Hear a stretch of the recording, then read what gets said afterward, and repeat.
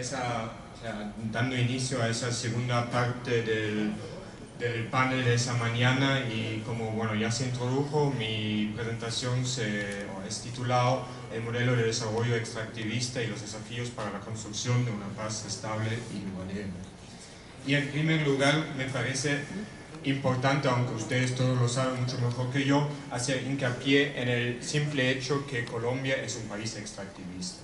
Y si hablamos del extractivismo, en Colombia encontramos casi de todo. Encontramos petróleo, creo que acá no hay que decir mucho más sobre ese asunto. Encontramos minería de oro, pero también de coltán, de carbón, algo que a nosotros en Alemania nos ayuda mucho para calentar las salas de estar y eso. O sea, sabemos también que eso, lo que quiero decir con eso es que obviamente eso, la explotación de recursos naturales acá en Colombia tiene otra cara de la moneda, que está en Alemania, que está en Europa, que está en Estados Unidos, que está en muchas otras partes.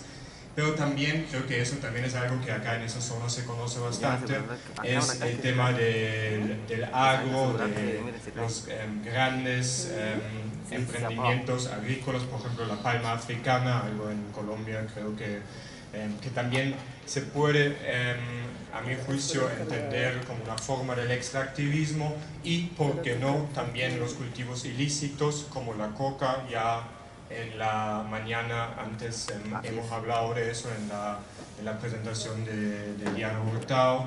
A mi juicio también es parte del extractivismo, y me explico, espero poder explicarme. Bueno, en primer lugar, Colombia es parte de una tendencia que conocemos de otros países de América Latina y en otros lugares del sur global, como en África subsahariana, en el sur este de Asia, o también en el Medio Oriente. Conocemos como países que dependen fuertemente de la extracción y exportación de recursos naturales. Acá son datos de la CEPAL del año 2000 y 2015, y allí vemos que también hubo un aumento de la participación de los recursos naturales en las exportaciones de casi todos los países. México es un poco una excepción, pero eso tiene que ver, por un lado, sí, con lo que también vimos hoy por la mañana, con el fuerte aumento de los precios de los recursos naturales en el mercado mundial. Pero no es solamente una cosa de precios, o sea, eso sí refleja precios, pero también es más volumen. Y entonces, ¿qué entendemos por el extractivismo? Por el extractivismo, y bueno, mucho también se habla del neoextractivismo, y eso se podría después debatir, qué se entiende de extractivismo y de neoextractivismo. Para mí lo de Colombia no es neoextractivismo, pero hay otros que dicen que sí es neoextractivismo, pero no les quiero aburrir con eso. Básicamente, para mí, extractivismo es justamente un modelo de desarrollo basado en la explotación y la exportación de recursos naturales, o la exportación de naturaleza, como lo dijo en algún momento Fernando Coronil. Y eso está vinculado con un aumento de inversiones en megaproyectos. Megaproyectos nuevamente puede ser petróleo, puede ser minería, puede ser también en el sector agrícola, como la palma africana. Y además, y eso me parece importante, que el extractivismo no es solamente una cuestión económica, sino es algo que moldea toda la sociedad, toda la política, y también tiene que ver con la forma como de las relaciones hombre-naturaleza o sociedad-naturaleza.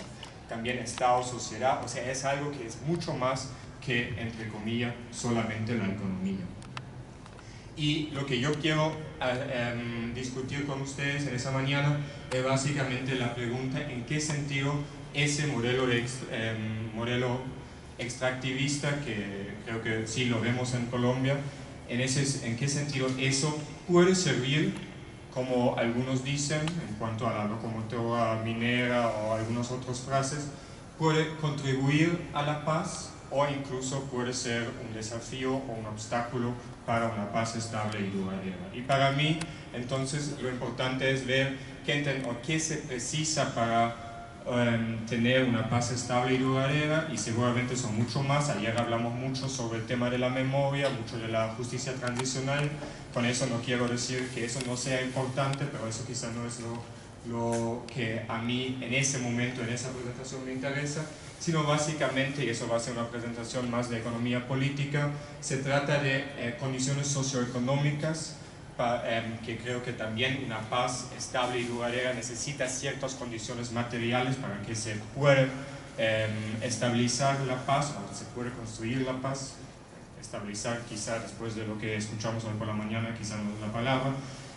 Creo que también es tema de cohesión social, o otros podrían decir capital social en la manera como lo entiende Putnam, o incluso el tejido social, y eso tiene que ver con reducción de desigualdades sociales también. Creo que no hay que decir acá que Colombia es casi campeón mundial en lo que concierne desigualdades sociales. Y en tercer lugar también preguntas de participación política, porque ahí estoy de acuerdo con muchos de los políticos de ese país que siempre dicen, o algunos, bueno, no todos, pero muchos dicen que si la paz no es la paz de, digamos, toda la sociedad, entonces seguramente no va a ser exitosa. O dicho de otra manera, la paz es demasiado importante para dejarlo a los políticos.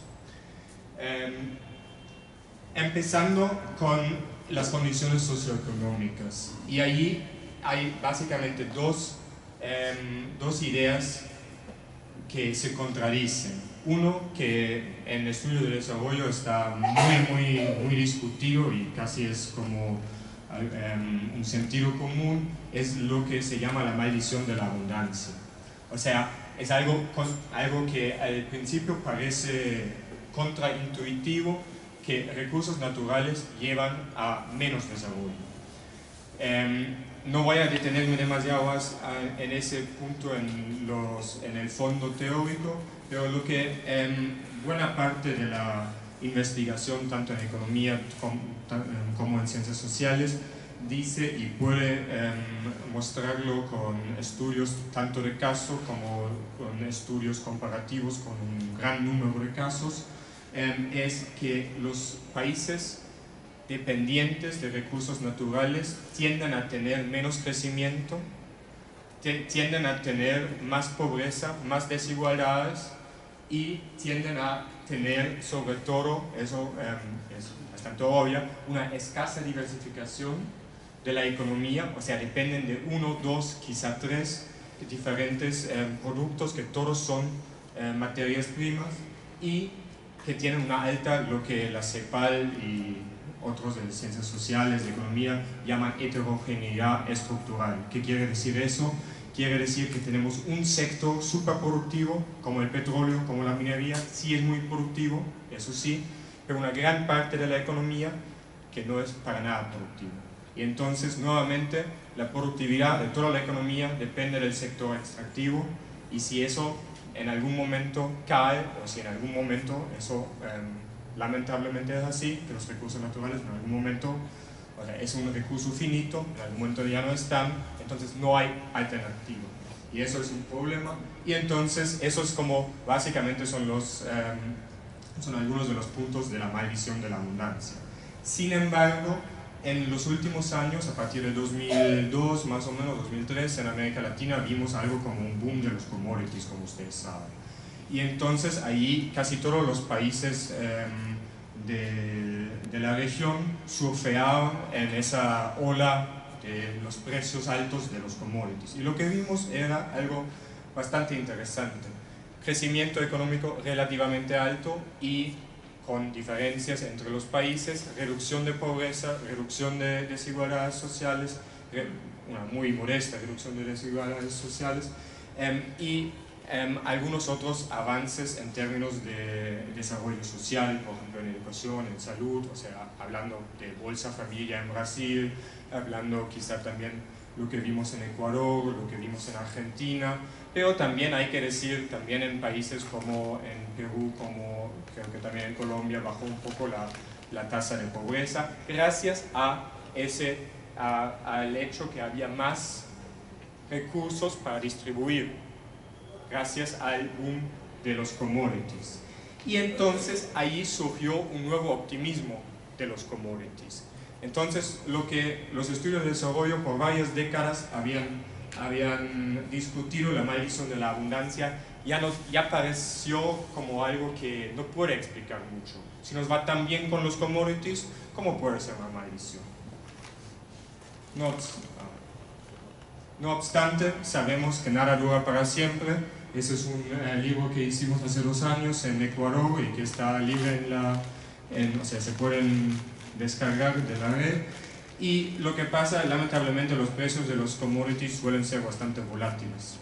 Y entonces hay un boom y todo el mundo está de fiesta, pero después viene la resaca y cuando nuevamente bajan los precios de los commodities. Y hay que decir, en ese momento los commodities al nivel, o sea, si tenemos una perspectiva histórica, no son bajos.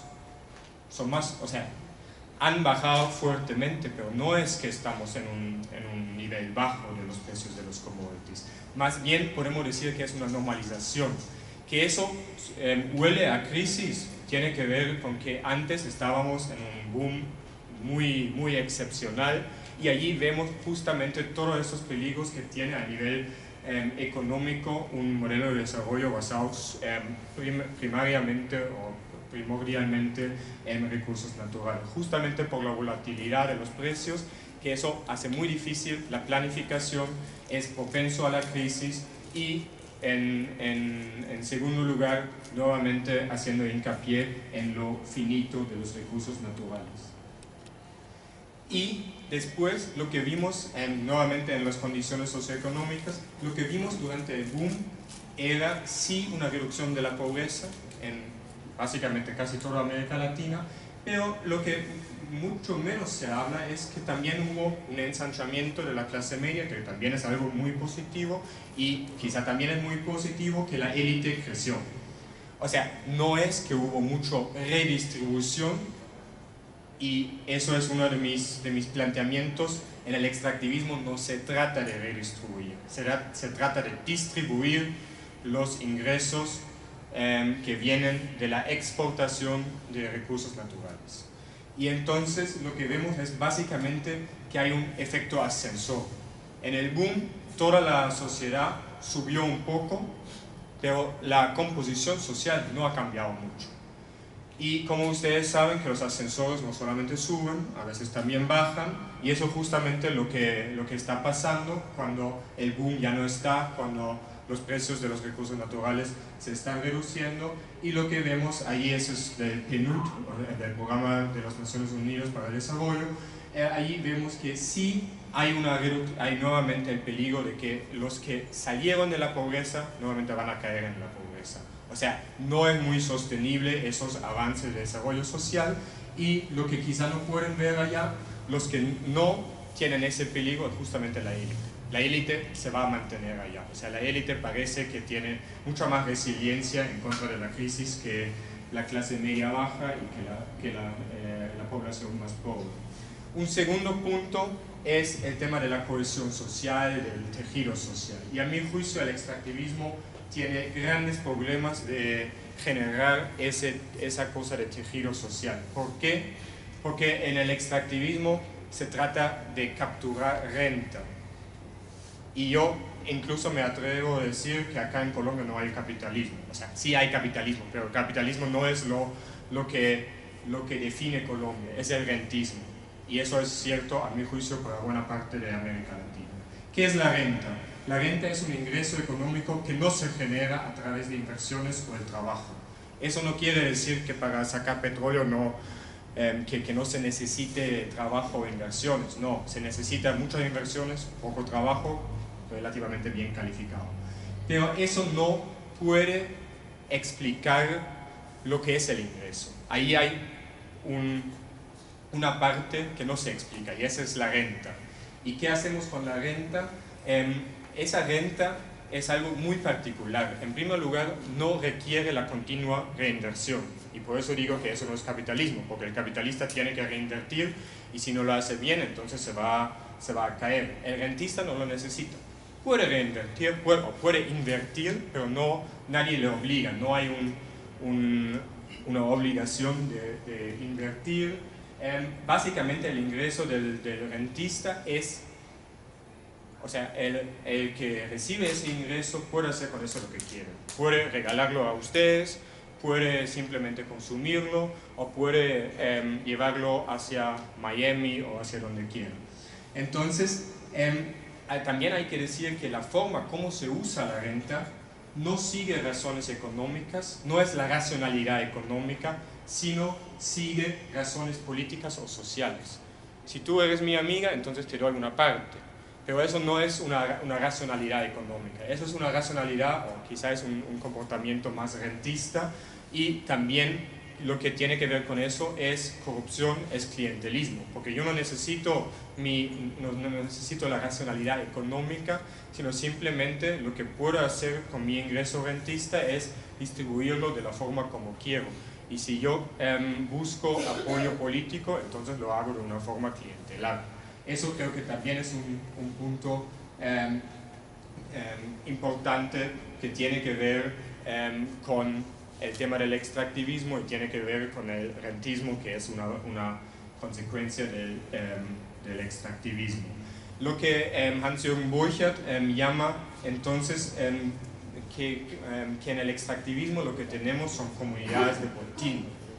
O sea, buscamos el botín y tratamos de captar lo máximo de la renta posible. Pero eso no es algo que genera un tejido social, no es algo que genera confianza entre las diferentes partes. Y como tengo poco tiempo, voy a algo que ya hemos discutido, que también el tema de destrucción ecológica y conflictos socioambientales. Allí también vemos que el hecho de que en el extractivismo se está explotando la naturaleza, exportando la naturaleza, lleva en toda la región de América Latina a cada vez más conflictos socioambientales, que vemos allí en el centro, ven todos esos punticos son conflictos socioambientales, y básicamente en todas partes, o no en todas, pero en muchas de las partes donde hay extracción hay también conflictos socioambientales. Y eso también es otra parte donde vemos que hay, eso justamente conspira contra algo que podemos decir tejido social, que podemos decir confianza, simplemente porque ahí se trata de imponerse para poder capturar una parte de la renta. Y el tercer punto, muy rápidamente, es el tema de la participación política. Entonces, el Estado acá en Colombia, pero también en otras partes, no solamente, pero en gran medida, depende de capturar parte de la renta. El Estado y los grupos económicos poderosos. Y entonces ellos tienen un gran interés de seguir con el extractivismo. O sea, no tienen ningún interés de hacer un cambio del modelo de desarrollo. ¿Qué significa eso? Que, además, porque eso justamente les facilita mantenerse en el poder, por ejemplo, a través de prácticas clientelares, a través de otras prácticas. Entonces, ¿qué significa eso? Que la resistencia contra proyectos extractivos, si bien es cierto que vienen con todos sus argumentos ambientales, etc., simplemente no les sirven para nada al Estado ni a los grupos poderosos, porque para ellos eso es la base de su poder, la base de estar en el lugar donde están.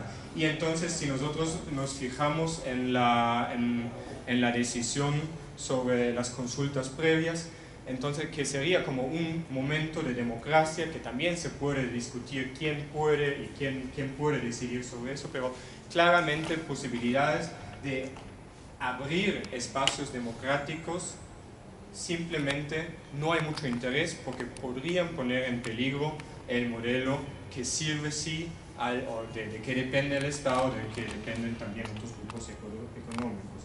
Entonces, concluyendo rápidamente, ¿qué quiero decir con eso? Creo que el extractivismo sí facilita a muy corto plazo, puede estabilizar un sistema político, un régimen político. Eso simplemente porque al régimen político le da una parte, un excedente, que es la renta, que puede distribuir para callar, para mantenerse en el poder, para prácticas clientelares, etcétera, etcétera, etcétera. O sea, ahí hay como la posibilidad para estabilizar la situación por un momento, pero a mediano y largo plazo creo que hay mucho más puntos negativos que están vinculados con el modelo de desarrollo extractivista, que incluso podríamos decir que conspiran contra la estabilización de una paz estable, o contra la construcción de una paz estable y duradera.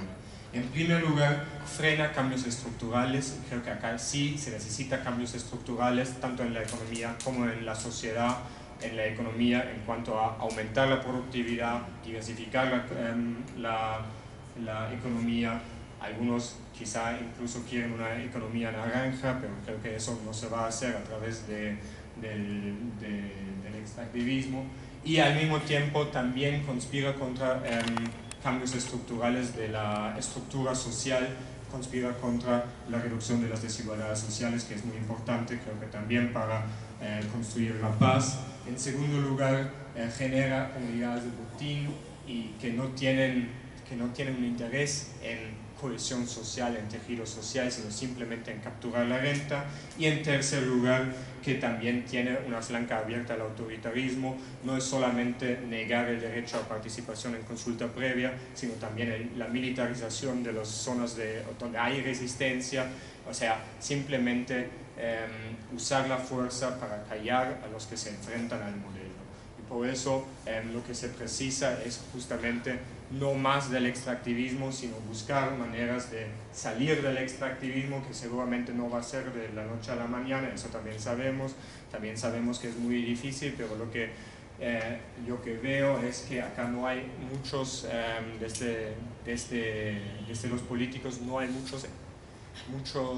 no hay planteamientos serios que buscan cambiar el modelo de desarrollo, y creo que ahí es uno de los desafíos, uno de los problemas que nos enfrentamos si queremos construir una paz estable y duradera. Muchísimas gracias.